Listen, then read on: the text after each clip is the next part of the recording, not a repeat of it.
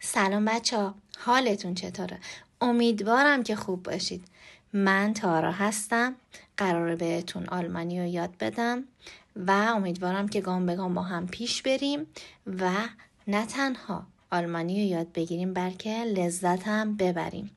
درسته آلمانی کمی سخت و پیچیده است ولی ما میتوانیم. بریم با هم دیگه شروع کنیم. خب، دویچ کورس، کلاس آلمانی، یعنی کلاس زبان آلمانی. هالو، سلام. هالو، سلام، یعنی به معنی سلام. گوتن تاگ، روز بخیر. و اون یکی هم میگه هالو. بچه ها میتونیم هایم بگیم. هایم یعنی سلام. خب بچه ها، تو این تصویر میبینید که معلم روی تخته نوشته بیته stellen Sie sich vor. لطفاً خودتون رو معرفی کنید. پس رسیدیم به قسمت معرفی. هالو، ich bin Lukas. سلام، من هستم لوکاس. دختر خانم چی گفته؟ Ich heiße Anna. من نامیده میشوم آنا. بعدی آقا پسره گفته My name is Tom. اسم من هستش توم. و دختر خانم آخر چی گفته؟ گفته Ich bin Julia. من یولیا هستم. پس دقت کنید ببینید که ما به چند روش میتونیم خودمون رو معرفی کنیم.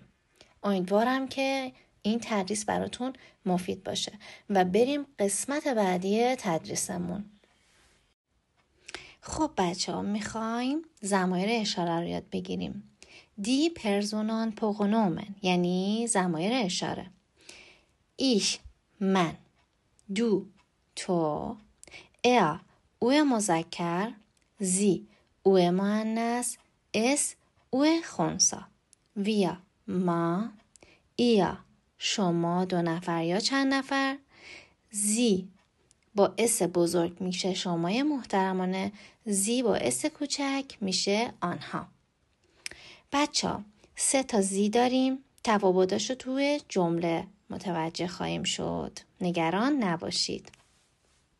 خب بچه ها تو تصویر چی میبینیم؟ صرف فعل هایسن. هایسن یعنی چی؟ یعنی نامیده شدن.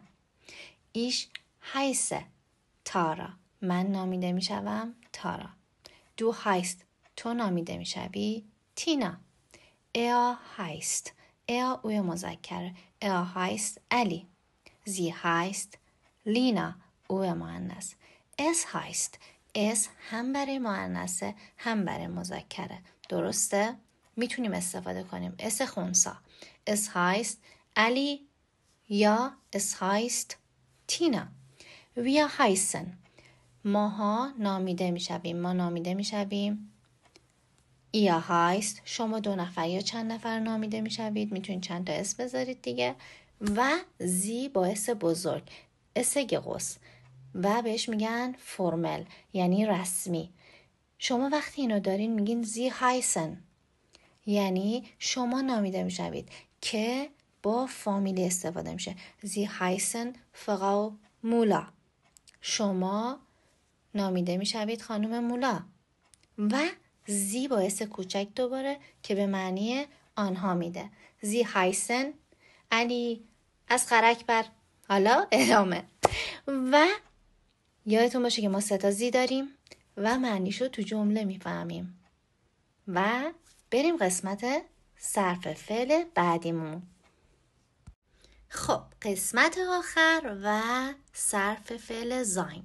زاین به معنی بودن یا هستن. ایش بین، من هستم. ایش بین تارا. دو بیست، دو بیست، تو هستی. ایا او مذکر، زی او مؤنث و اس او خنثی با فعل صرفش ایست هستش. و ویا زیند، ما هستیم. ایا زاید، شما 2 نفر یا چند نفر هستید. زی باعث بزرگ که گفتیم فرمل رسمی هستش و زی زیند یا زی باعث کوچک که دوباره میشه آنها، زی زیند، که حالا هر اسمی میتونید کنارش بذارید و تمام. خب بچه ها، چوس یعنی خداحافظ، جلسه اولمون به پایان رسید. امیدوارم که دوست داشته باشید و یاد گرفته باشید، ولی خیلی مهمه که تمرین کنید و lerne Deutsch mit mir، یعنی با من آلمانی رو یاد بگیرید. یادتون نره که خیلی دوستتون دارم و لایک و کامنت و سابسکرایب فراموش نشه. فعلا خداحافظ.